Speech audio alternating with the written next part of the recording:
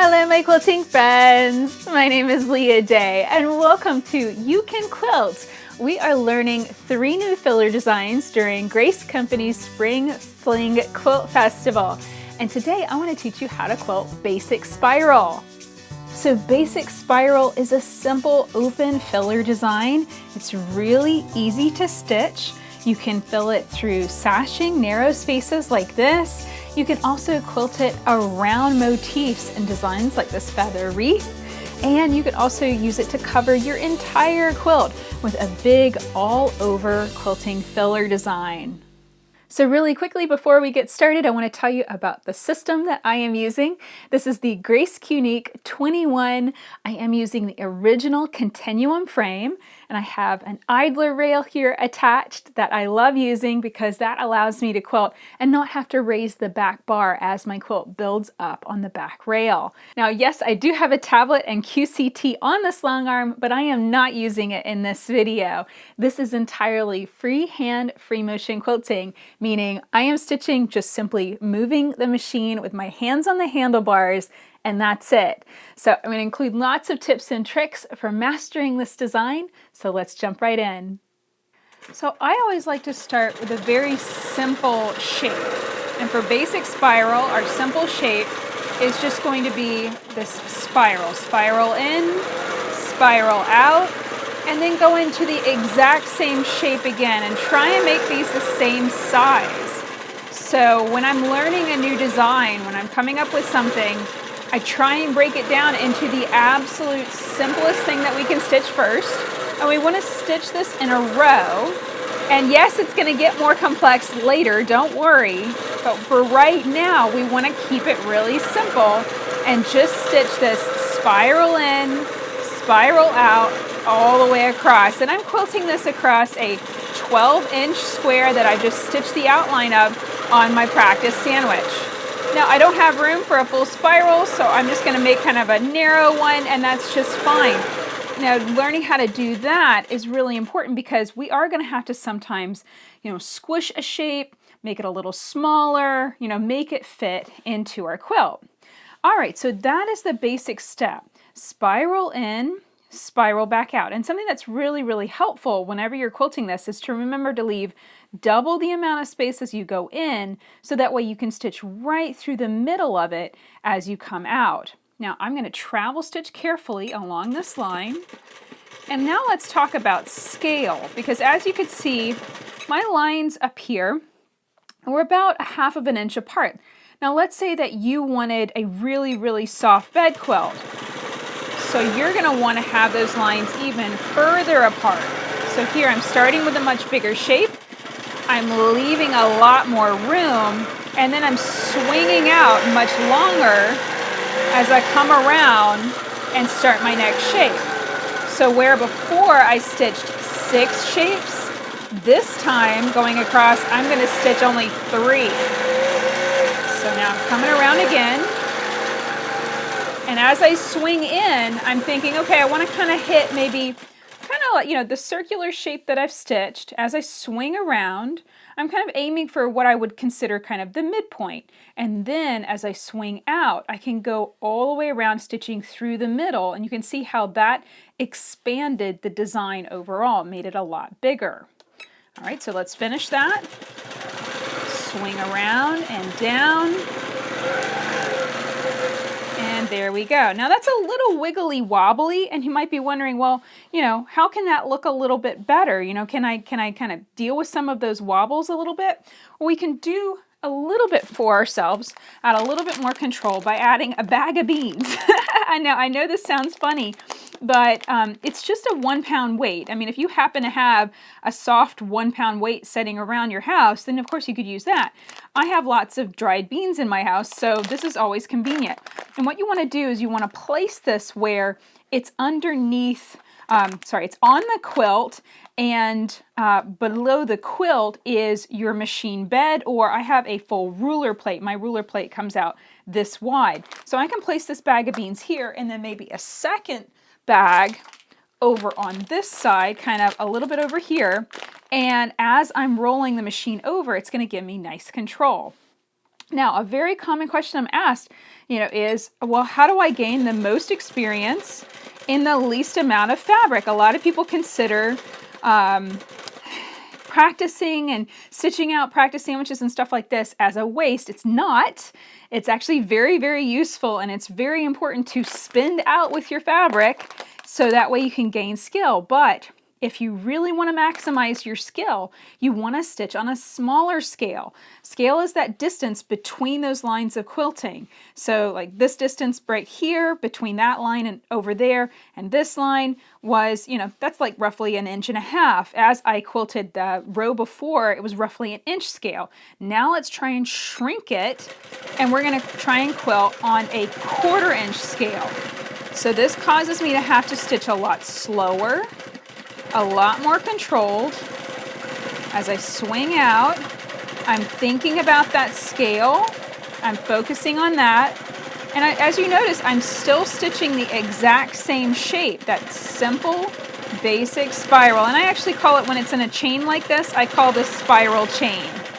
And this is actually perfect for stitching through sashing.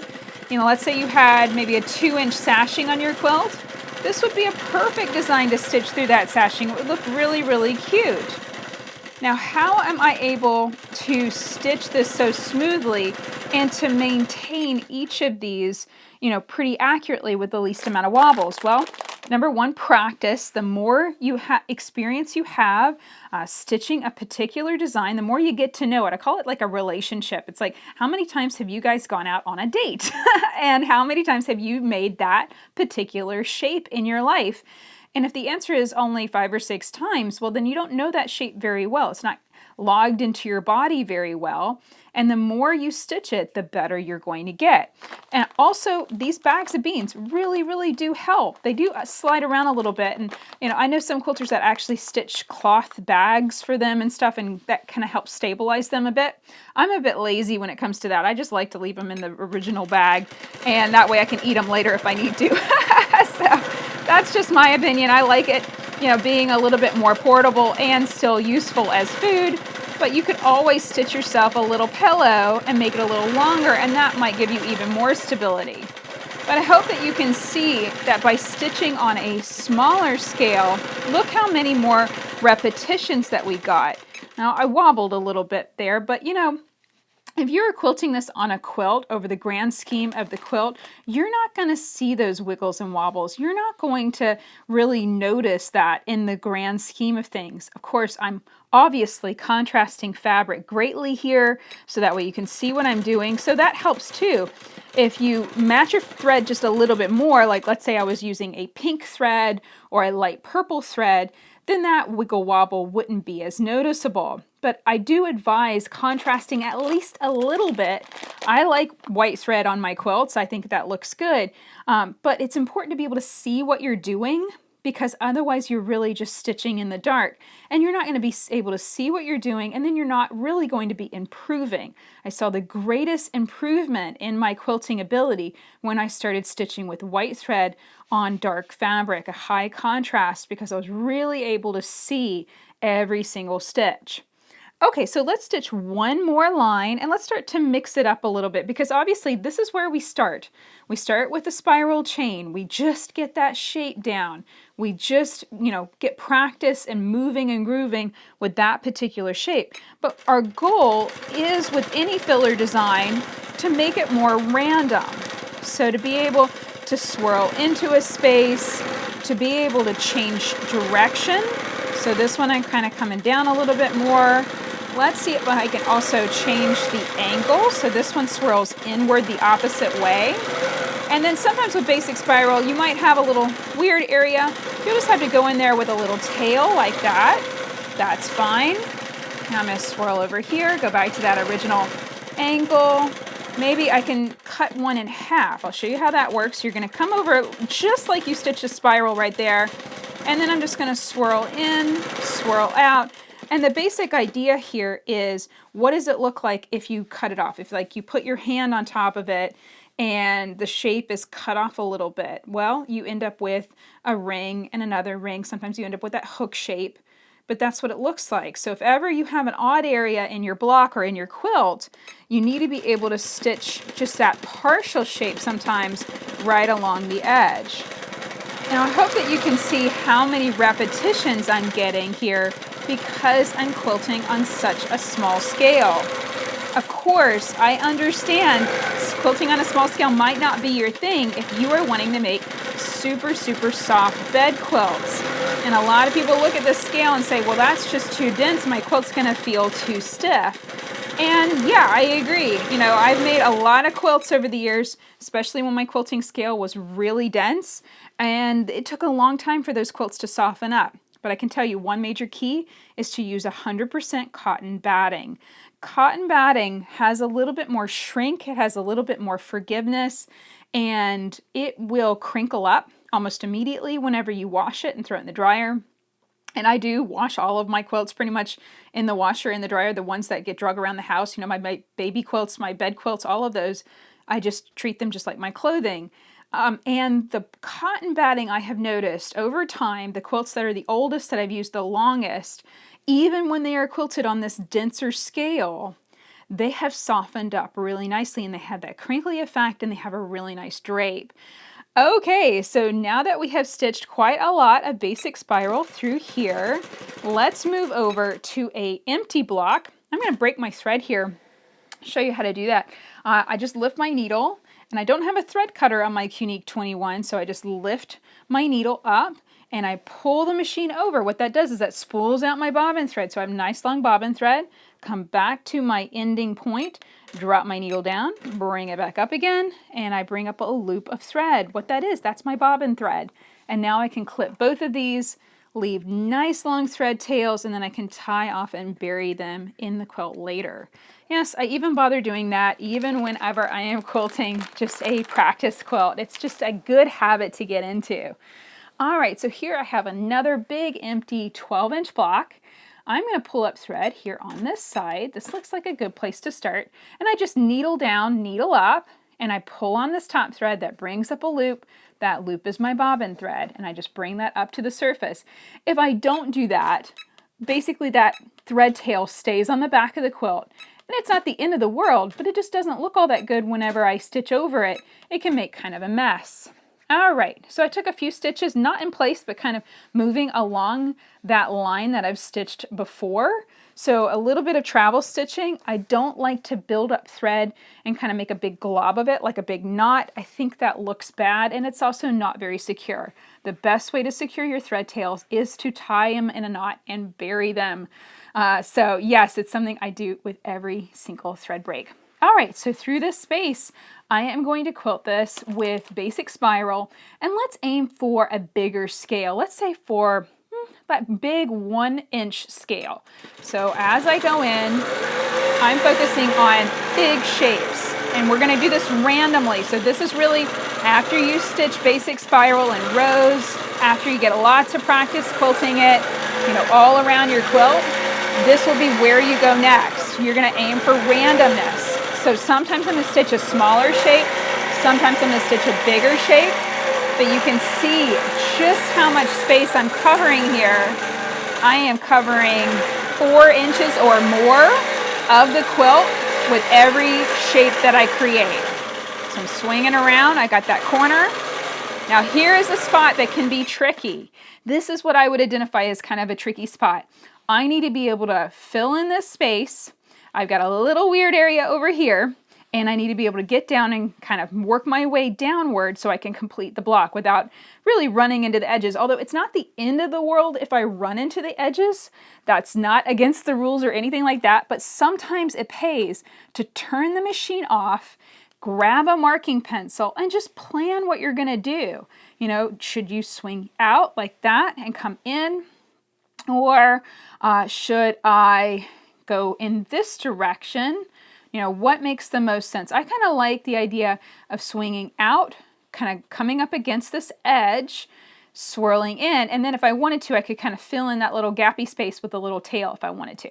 All right, so sometimes, and let's actually go on ahead and mark that. I'll kind of plan that out just a bit. There we go. I can kind of fill that in with the tail, and then I'll come out right there. So it doesn't, you know, this is just a mark, this is just an idea, and I don't have to hit it exactly. It's just giving me a little bit of a guideline, a little bit of an idea of what I plan to do so that I don't stitch myself into a corner or a little pocket and then get stuck in the design. So that looks kind of cute. There we go. Swirl in this corner. I'm going to change direction here. There we go. Now you notice that I'm having to quilt smaller shapes, but I'm still trying to roughly maintain that scale, that 1 inch distance between my lines of quilting. So now I've got another kind of tricky spot. Let's see how I can fill this in. I think kind of an oval shape. I think that looks good. And then I'll swirl down. And you know, let's say I had more space on my quilt, maybe I would complete another circle down here, another basic spiral down here. But overall, I think this looks really good. I'm gonna break my thread and roll over it so you can see what I did here. So I'm just gonna needle up, pull away, drop my needle back down again. That brings up my bobbin thread. Super, super easy. Grab my scissors and just clip these threads, and then we can roll over and see how this turned out. So this would really be, you know, a size for speed. You know, I've got 2 fingers widths here, roughly, between these lines of quilting. Yeah, and pretty consistent too. I mean, it doesn't have to be perfect. You can have the lines, like right here, the lines came a little closer together. That's okay. Sometimes you have them a little further apart. The goal with your scale is just to overall generally have the lines be consistent. It doesn't have to be absolutely perfect. You're not going to take a ruler to your quilt and measure, you know, exactly all over the place. You're just going for an overall fill, something that's going to go fast, it's going to cover your quilt with a pretty design, and it's going to get it finished fast. That is what basic spiral is really good at. That is really the key with a design like this, is that you're going to just cover your whole quilt with that design and be able to get it finished. But what if your quilt is just a little bit more special than that? And what if you have done applique and you've done a lot of piecing, you've stitched some motifs on your quilt, like this is a feather wreath that I stitched using QCT, Quilter's Creative Touch. That is our computerized quilting software. So this was stitched actually by the computer moving my machine. And then now I can go in and I can quilt basic spiral freehand all around it. So I'm going to pull up thread right here, and we're going to talk about how we stitch a design whenever we have to stitch around something. How do we manage this? How do we keep it neat and clean? How do we not accidentally run into that feather wreath and make a big giant mistake? And I think the number one thing is, you know, think about your scale. You know, this is going to be a situation where you're taking a little bit more time to make the quilt look really nice. So this is going to be a situation where I think you need to stitch a little smaller. So I'm going to bring my beans in here and get them close. And I'm going to keep a focus on that, as far as I might have to shift these around as my machine and the ruler base on top of it move around, because then that will cause the beans to slip around. Okay. So my goal here is to quilt a random basic spiral, not overlap and get on top of my feather wreath, and to fill in this background with a nice overall design. It just adds texture and it's going to look really cute. All right, so here we go. Smaller scale, but also randomness. So I'm not going to stitch that line of spirals. I'm going to be stitching a nice variety. So here I stitched 2 in 2 different directions. I'll probably use that point again and then aim in this direction. That looks good. And the biggest thing I'm always thinking about with this design is just leaving myself enough room to escape. I don't ever want to stitch myself into a corner that I can't get out of. And, you know, but then again, if I do, it's not the end of the world. I can always just break thread and start again. But generally, my goal is to be able to just continue flowing through the design.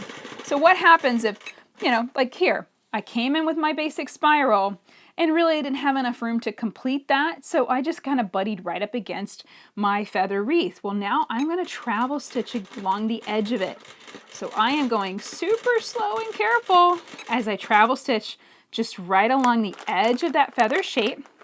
And at any time that you turn off your machine, that's a good time to shift things around, make sure that your beans are in the right place, make sure that everything feels right, and then I can click the machine back on again and start another spiral shape. Now, again, at any time, you are allowed to turn the machine off and think about what you're doing and plan out the design. You do not have to stitch all of this completely freehand. So I'm just going to plan this out here real quick. I think maybe swirl around with a basic spiral like this, and then maybe a little tail into that corner, and then come back out, and I'll swirl all the way over and get right up against that feather wreath, and then come down again. So, you know, at any point in time, stop, plan. Do not feel like you have to just pedal to the metal, you know, fly straight away. You can always stop and think about your design. Give it a little bit of marking. That's not cheating. And no one will know that you did that, because after you stitch through that area, you just rub on that or erase it however your marking pencil works. Use the eraser however it works, and your marks go away. It's like a magic trick. No one will know that that's how you did it. I'm going to come down. Now notice that I slow down whenever I'm getting close to that feather wreath. You know, I'm pushing the machine with my arms.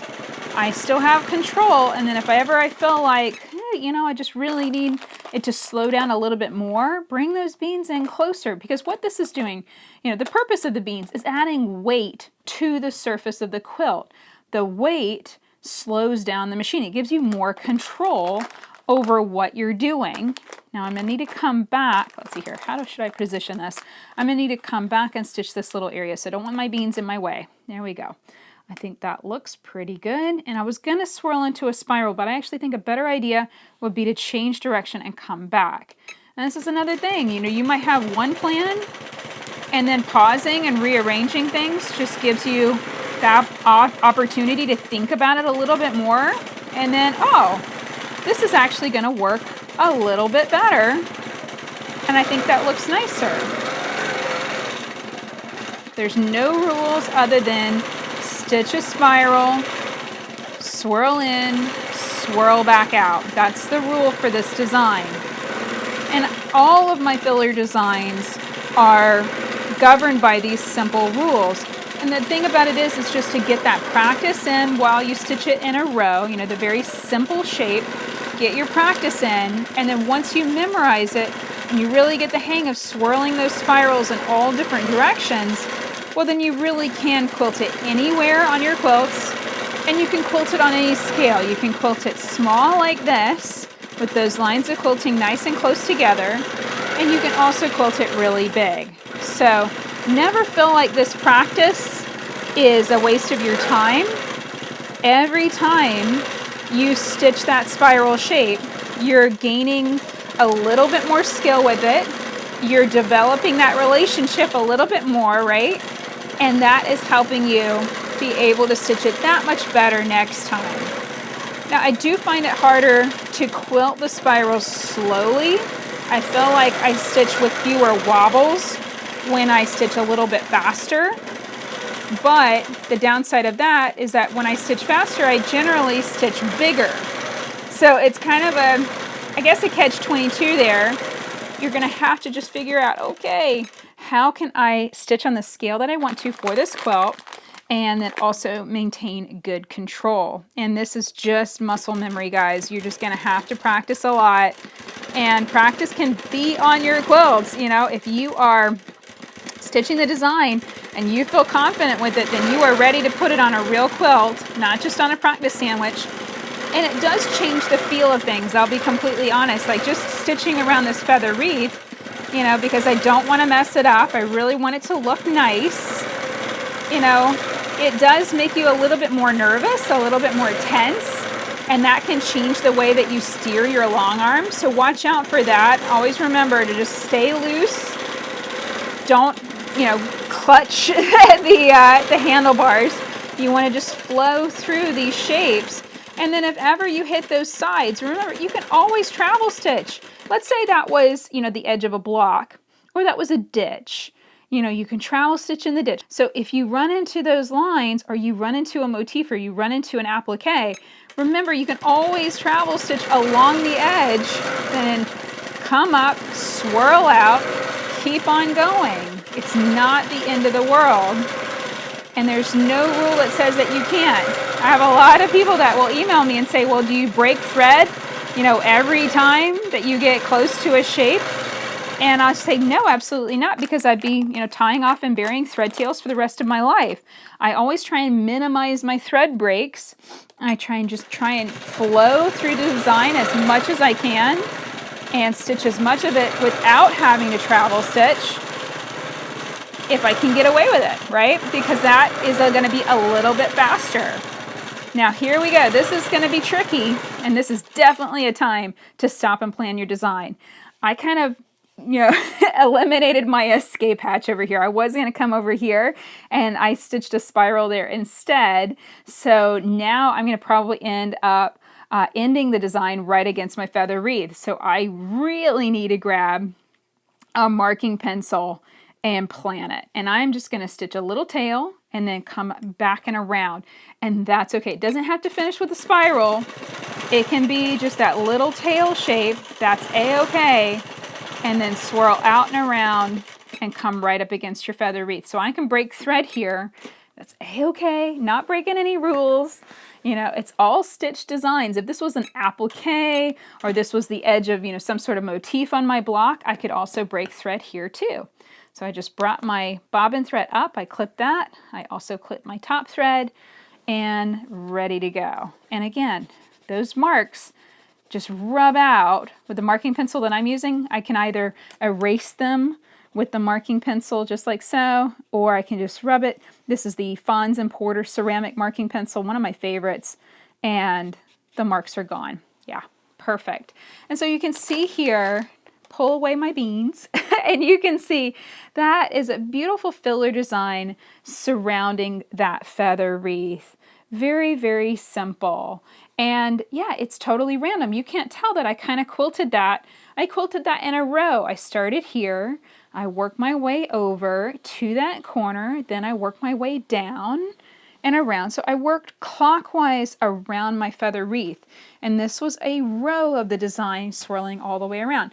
Now, why did I do it that way? Well, the reason is it's a lot faster to plan your design and stitch it either swirling through the whole thing, in a clockwise direction, meaning you fill up that whole space as you go, because otherwise you're going to end up with like little gaps around your feather wreath, or, little gaps around the edges of your block. And then that can get really tricky and finicky to come in there and actually keep the design consistent. So whenever I have like a motif in the center and I'm quilting around it, then I am focusing on taking that design and expanding it and swirling all the way through that whole area as I stitch. So, sometimes I'll take a design here, then I'll go over right up against the edge of the block, then I'll come back in. It's kind of coming back and forth with the long arm.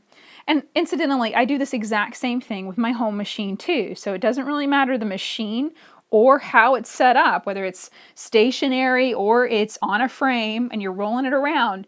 This is how I fill in spaces. So that way it fills in, it is beautifully filled.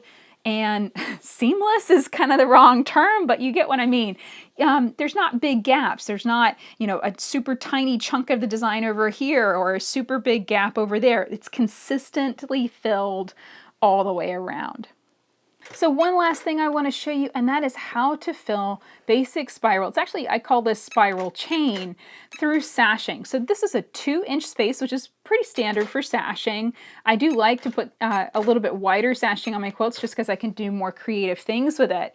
But whenever you're filling in basic spiral in a row like this, it helps to plan out the first 1 or 2. And I also really like using my ruler foot because let's say I want to make sure that I keep the design a 1/4 inch inside of these edges, whether these are ditches or just lines. I want to stay a 1/4 inch inside. Well, the ruler foot gives me a nice guide. I know that that edge of the foot can only go right up against that line of stitching or that ditch. I don't want to bring it any closer because a ruler foot has exactly 1/4 inch from the edge to the needle. So as I come down, I'm going to kind of run up against that, and then as I angle over from my spiral, I'm making sure that I have a 1/2 of an inch of distance here. So that way, as I swirl in, I have room to swirl back out. Now, of course, a sashing design like this, stitched into a 2-inch space, you're going to have to make that basic spiral pretty small. So this is stitched on a 1/4 inch scale. This is going to be for those quilts that are super, super special, that you just really want to take up a notch, that you want to put a special design in the sashing, a special design in the blocks, a special design in the border. You might even mark the border design. So that is really where I'm coming from. This is not necessarily a fill. This is more of a motif where I'm stitching that down the sashing so that really elevates that space and makes it look nice. So first I'm going to stitch it more or less on these marked lines, swirl over. Now I'm going to come in, and then now I'm going to go right through the middle of that space, and I'm going to do the same thing, aiming over and swirling out and around. I feel like I need a little bit more control, so I'm going to grab my bag of beans. There we go. A little bit of a wobble, that's okay. Swirl right through the middle of that open space. So I'm coming close on one side, and it's consistent. It's the same spiral shape over and over and over again. So with each one, I'm coming over close on one side, swirling in, and then going right through the middle as I come back out again. There we go. And that was pretty consistent. You know, it was kind of lucky, I'll be honest, that I spaced them out that well. But you know, you're going to aim, but let's say you do have 12-inch blocks and you want to make sure that it comes out even just like that did. Well, then you might even want to kind of aim and estimate and say, okay, well, I need these spirals to be, you know, this long each. And you might even mark the whole thing. Stitching that, you know, on the marked lines, as you can see, I kind of blew that right there. It can be a little challenging, but that's another skill that is really important to build. If you struggle with freehand quilting, that's what this is, you know, stitching the design and just flowing over it and you're making it up as you go, that's called freehand quilting. If you find that difficult and you find it just hard to plan your design, how to know how it fits and fills, then marking the design is another option. It's not cheating, not at all, and it allows you to get that exact design where you want it in your quilting space. Now, I'll be honest, quilting on a marked line on a long arm is a lot harder because you have so much freedom of movement. So definitely add some weights to your long arm, get them in here, and that's going to definitely help you gain control. The more you do this kind of thing, the more you steer the ship, the more you move those handles, the better you're going to get, the better you're going to be able to follow that line exactly, whatever you marked, and the better you're going to be able to fill your beautiful basic spiral or spiral chain design. So that's it for this video. I hope you learned a lot quilting basic spiral with me today, and that you'll continue to enjoy all of the videos shared during Grace Company's Spring Fling Quilt Festival. Until next time, let's go quilt.